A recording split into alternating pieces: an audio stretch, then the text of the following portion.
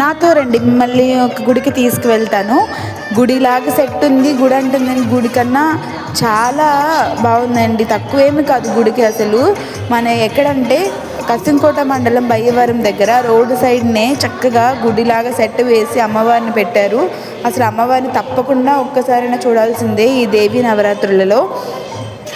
అమ్మవారిని దగ్గర నుంచి చూస్తే ఎంత అంటే అసలు ఆ ప్రశాంతత, ఆ అమ్మవారి ముఖములో ఆ యొక్క కళ మనల్ని చాలా అంటే చాలా హ్యాపీగా అనిపించేలాగా చేస్తుంది.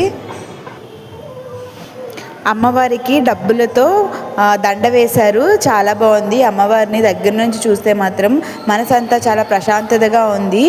ఈ అమ్మవారిని మీరు తప్పకుండా ఒక్కసారైనా దేవి నవరాత్రుల్లో వెళ్ళి చూడండి.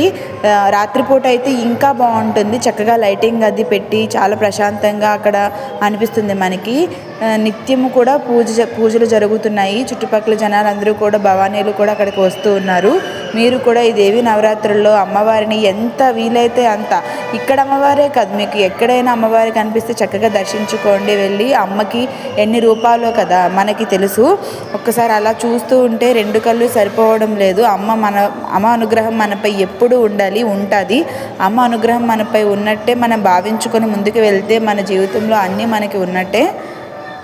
ఈ నవరాత్రుల్లో మనం ఎక్కడ చూసినా చిన్న పెద్ద అందరూ కూడా అమ్మవారి దుస్తులు ధరించి, అమ్మవారి మాలలు వేసి అమ్మ పూజలో నిమగ్నమై ఉంటున్నారు. పగలు రాత్రులు కూడా మాలలే వేయాలి, పూజలే చేయాలి అని లేదు. అమ్మని మనస్ఫూర్తిగా మన మనసులో తలుచుకుంటే చాలండి. అమ్మ కరుణ ఎప్పుడు మనపై ఉంటుంది.